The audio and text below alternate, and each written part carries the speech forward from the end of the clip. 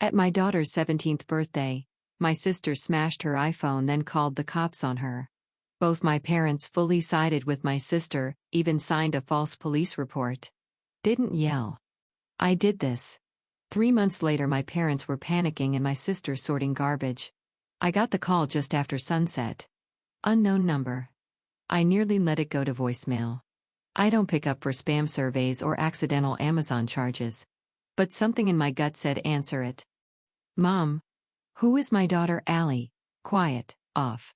Like she was holding her breath. I'm at the police station. Can you come get me? I stood up so fast I knocked into the cafe table. My husband paused mid-sentence. What? What happened? I'm fine. Just please come. I didn't do anything. Why are you calling from another number? Where's your phone? A pause, then. Julie smashed it. Julie is my younger sister. I blinked. She did what? She smashed it. Then she called the police. On me. There was no sound in the cafe anymore. Just the buzz of the overhead lights and my heartbeat thudding against my rib cage. Eli. What do you mean she called the police? She said I pushed her. Did you? No. Her voice cracked. She fell. But now she's saying I attacked her. I didn't ask anything else. I told her we were on our way. The drive was silent fast and felt 10 hours long. My husband gripped the wheel like it had wronged him personally. I just stared out the windshield and tried to keep my hands from shaking. I didn't even know Julie was coming tonight. We'd already helped Ellie set everything up: music, lights, snacks, a few decorations, then gave her space. It's normal, it's what parents do when they trust their kid. She was supposed to have a good night. That's all. Not perfect, just good. Not this. Not the kind of night that ends in a police station. Not because of Julie. Not because her own aunt called the cops on her. When we walked into the station, everything felt off kilter. Like I'd stepped into the wrong version of my life. The fluorescent lights were too bright. The chairs too plastic. The waiting room too quiet. A young officer came out. He had a clipboard and the voice of someone who didn't want to be doing this. She's being released to you tonight, he said, barely glancing up. There's no charge yet. Then why is she here? There was an accusation of assault. She's under investigation. I didn't trust myself to respond to that. I just nodded. They brought Ellie out a few minutes later. She looked like someone had unplugged her. Her face was blotchy, her eyes puffy. She was holding a clear plastic bag inside the shattered remains of her phone. Like evidence from a crime scene. She didn't speak until we were back in the car. It was supposed to be a normal party, she said finally. Then she showed up. I didn't say anything. Neither did my husband. I told her I'd call you. And then she took my phone. She swallowed hard. And then she fell. She fell. I didn't touch her. I didn't do anything. Another pause. Now she's saying I shoved her. That I attacked her. I turned in my seat. Did anyone else see what happened? She hesitated. Some people were outside, but her friends backed her up. I nodded slowly. Then I said, "You're not going to jail." But what if you're not going to jail? She didn't believe me yet. That was okay. She didn't need to believe me. She just needed me to believe her. I faced forward again. The city lights streaked across the windshield. My husband took the next turn too fast. No one spoke. I didn't know exactly what happened yet. I didn't know how Julie ended up at the party. I didn't know why she was there or what she said or how it escalated. I just knew my daughter had been dragged to a police station on her birthday, and I knew who made that happen. I didn't yell. I didn't text. I didn't scream. But we pulled into the driveway. I went inside and started making a list. Julie made her move. Mine was next. If you're wondering how we got here, why my sister would smash my daughter's phone and then call the cops on her, well, let's rewind. Because this didn't start with Julie. Not really. It started years before she was born. My parents were both 17 when they had me. Not young and in love.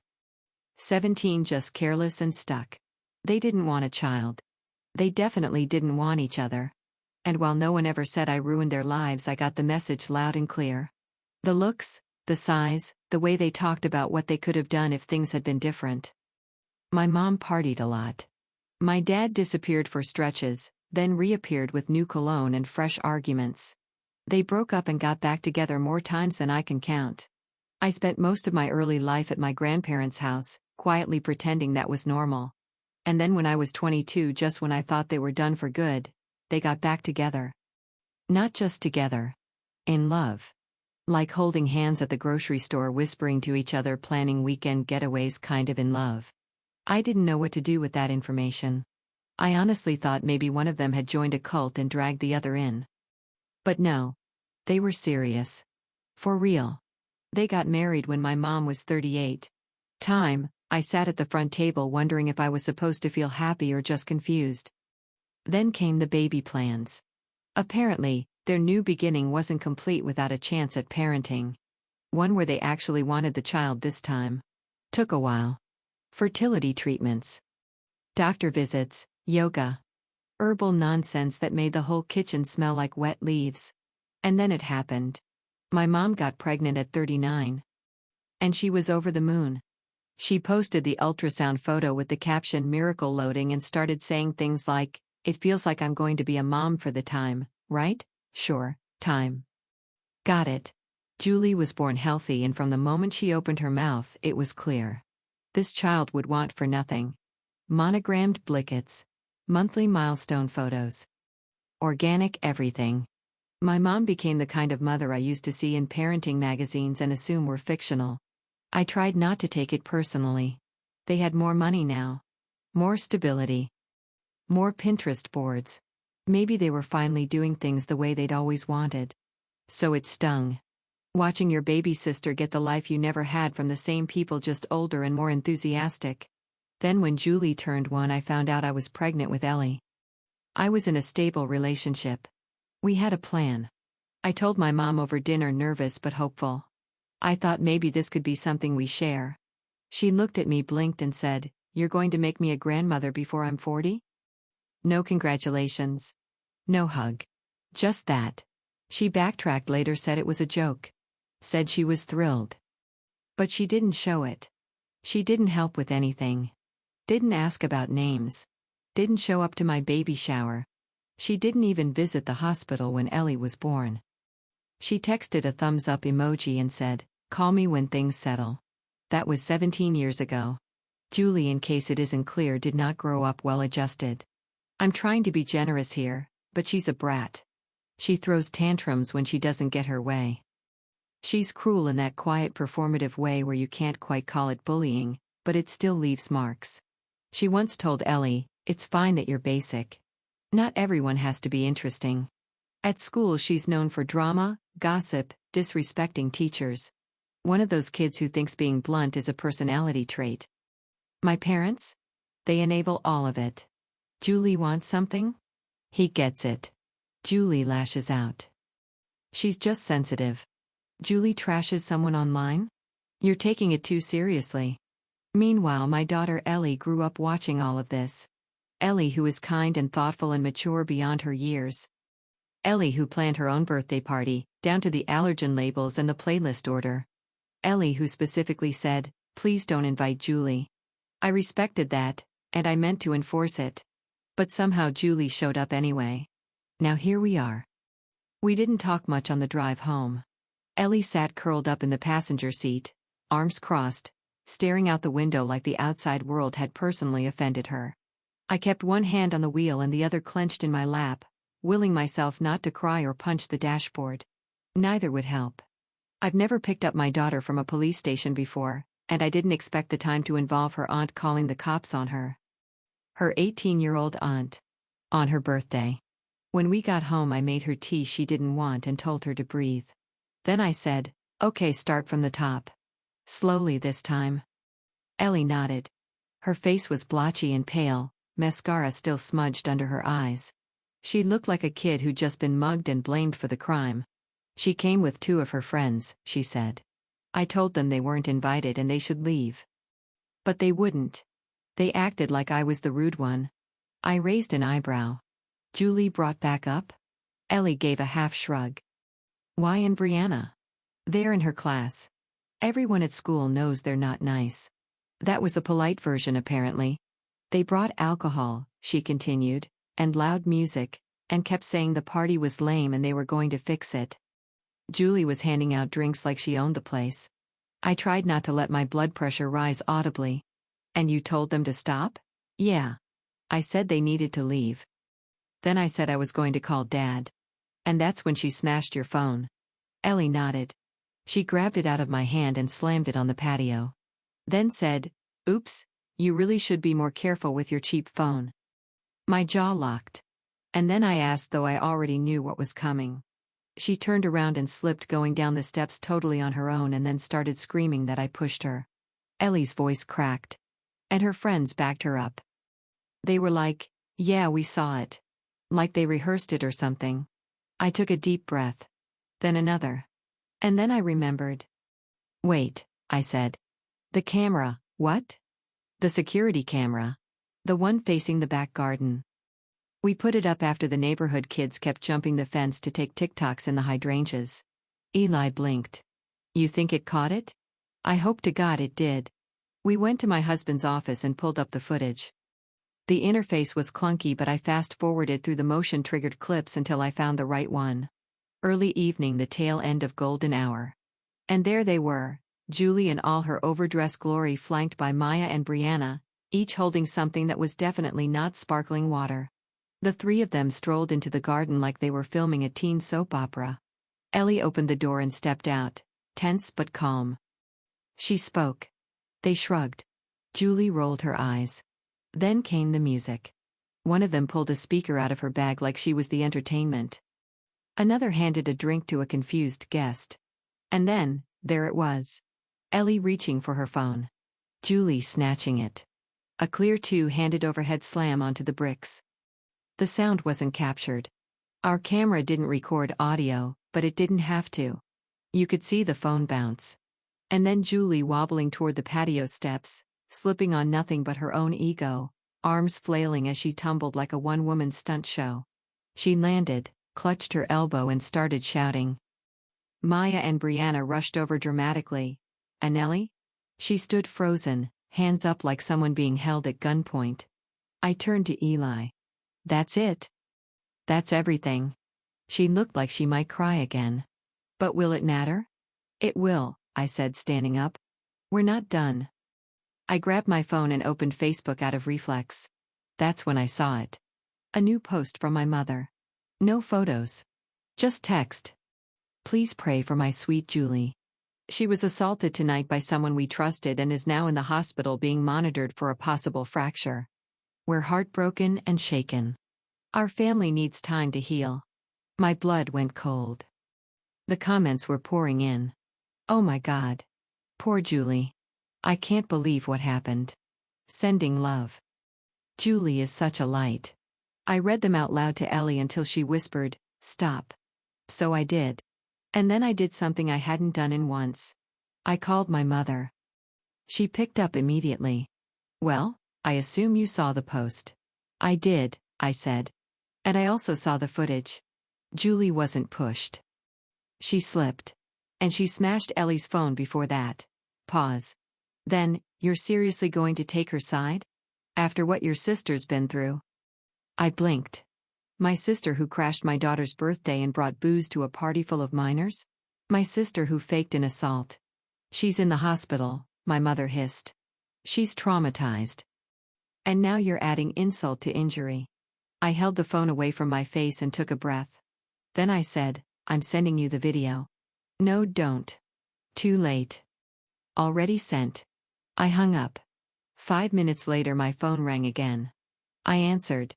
"You think you're clever?" My mother snapped. "You really think I'm that stupid?" I said nothing. "That video is fake. Obviously fake. Edited. God knows what you and your husband did to it." I froze. "Excuse me. Everyone knows he's a video editor. You probably use some AI crap to make Julie look bad. Do you want to destroy your family?" I didn't answer. "Listen to me," she continued, breathless with rage. "If you try to send this to the police, if you try to cause trouble for poor Julie, you're no daughter of mine. Don't come to me crying when you realize what you've done. I said very calmly, Julie lied. You know it. You saw it. Goodbye, she spat and hung up. I stared at the screen for a moment, then set my phone down like it might explode. Wasn't the threat that got to me? It was the fact that I showed her the truth and she looked right at it and chose the lie. And suddenly everything made sense. I didn't sleep that night. Not because I was scared, but as I was furious. You can scream at someone or you can call a lawyer. I picked the latter. By 9:07 the next morning, I had an appointment. And by 4 p.m., my lawyer had the footage, witness statements from Ellie's two friends, and a very polite plan to press charges. Not aggressive. Just factual. Civil and criminal. For property damage, trespassing and filing a false police report. Ellie didn't say much while we gathered everything. She looked tired. Like someone who had spent her birthday being accused of assault and was now waiting for adults to do the right thing. I promised her we would. 3 days later I got a call from the detective handling the case. Hi, he said. I just wanted to let you know we received several written statements today, from your sister Julie and from your parents. I blinked. Hi parents, yes. All three claimed that Julie was pushed down the stairs. And both parents say they witnessed the push firsthand. I paused. I'm sorry, what? They've signed formal statements. Under penalty of perjury. I nearly dropped my phone. They weren't even there, I said. They weren't at the party. They weren't even invited. I'm just telling you what we received, he said carefully. I thanked him, hung up and sat down like my knees gave out. Because what the hell do you even do with that? I had seen some spectacular lies in my life. But signing a legal document swearing you watched your granddaughter push your daughter down the stairs when you were across town, that was bold. That was something else entirely. And unfortunately for them, something provably false. See, my parents weren't just not at the party. They were very visibly not at the party. That same night they claimed they saw Ellie push Julie down the stairs. My mom was holding a jar of jam at her favorite overpriced boutique. I didn't even have to dig. She was tagged in a photo smiling mid-sample holding something called Mango Meditation. The timestamp? 7:41 p.m. The exact time she supposedly witnessed the fall from our backyard. She even commented, always a treat. Love supporting local. I sent it to our lawyer. Her reply? Beautiful. That's a confession with a fruit garnish. Then my dad, because the universe has a dark sense of humor, had left a public Google Maps review of a cafe down the street. At the same time, good espresso. Service slow. Between the digital footprints and the boutique's internal security footage, we had everything we needed to prove they weren't anywhere near our house. And then came the final punch. A neighbor came forward, said he'd run into my mom and dad that evening while walking his dog 10 blocks away. He'd even messaged them after they posted about the incident, saying he was confused, he'd spoken to them around the same time. My mom left him on read. Our lawyer packaged it all. Screenshots, timestamps, metadata, a sworn statement from the neighbor, and a forensic report verifying the security footage was untouched. Not edited. Not filtered. Not deepfaked. The file was handed over to the police with one line of summary. Not only did my client's daughter not push anyone, but 3 adults also knowingly filed a false witness statement. We didn't hear anything for a few days. Then a call. The charges against Ellie were dropped formally, completely, and with a verbal apology from the officer who had processed her. And Julie? She was offered a deal. No trial if she took accountability. He accepted 60 hours of community service, mandatory alcohol education, restitution for Ellie's phone. She didn't even look at us in the mediation room, wore sunglasses. Indoors. Like a celebrity allergic to consequences. My parents? They were fined for filing false statements. It wasn't jail time, but it was enough to sting. Enough to make them publicly uncomfortable. And poetic enough that our lawyer cracked a rare smile. But then came the part one didn't expect. I thought they'd retreat. Be humiliated. Go quiet. They doubled down. My mom posted a public status. This is what happens when truth is punished and lies are rewarded. Julie is healing. Our family has been torn apart by jealousy and manipulation. We won't be silenced. The comments were mixed. One of Eli's classmates replied, "You mean when someone brought booze to a party they weren't invited to and smashed a phone?" Another added, "I saw the footage. Y'all are crazy." And then quietly more people started speaking up. My aunt texted, "We saw the video. I'm so sorry. We believe them we won't make that mistake again." My cousin wrote, "Your mom needs help. Real help." Even my father's golfing buddy, who I didn't even know had Facebook, commented, "I hope the girl is okay. This is embarrassing." I thought maybe just maybe my mother would finally take the post down. Nope. She posted one about AI manipulation and how deepfakes were tearing families apart. She implied Ellie had a history of being unpredictable and jealous. I wanted to scream. Is that I blocked her? Blocked them both? Because here's the thing. It's one thing to be wrong. It's another to be shown the truth. In 1080p timestamped authenticated and still choose the lie. I told Ellie we were done. No contact. No explanations. No back and just silence. She looked at me and asked, "Are you sure?" I said, "Yes. I'm sure. We're not going to court again. We're not going to play their game." They had a chance to stop. They doubled down, and they lost. And for the time in weeks, she let out this tiny exhale. Like she'd been clenching her whole body since the night of the party. Like she finally believed it was really over. We didn't throw a party. We didn't go out. We stayed home. Made pancakes with too much whipped cream. Laughed about Julie possibly cleaning toilets for her service hours. Still pretending her arm was injured. We watched a movie together. Then another. I didn't even check my phone. And when Ellie went to bed, she paused at the top of the stairs and said, "Thanks for standing up for me." I didn't say anything clever. Just nodded. Because that's what you do for your kid. Even when it's your own family you're standing against. Especially then. It's been 8 months. Julie finished her community service at a local recycling center. Word is she spent most of it complaining about gross smells and trying to swap shifts. No one cared.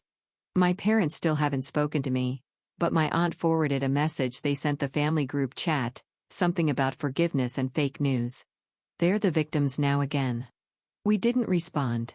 Neither did Ellie. She's busy with college applications. One of her essays. What I learned from a ruined birthday. Honest. Calm. Braver than I was at 17. Braver than a lot of adults I know. We're not perfect, but we're solid. No more family drama. Just peace, pancakes, and people who actually want to be in our lives. And honestly, that's better than family. But tell me, did I go too far? Or just far enough? Let me know in the comments. And if you want more stories like this, don't forget to subscribe and hit the bell.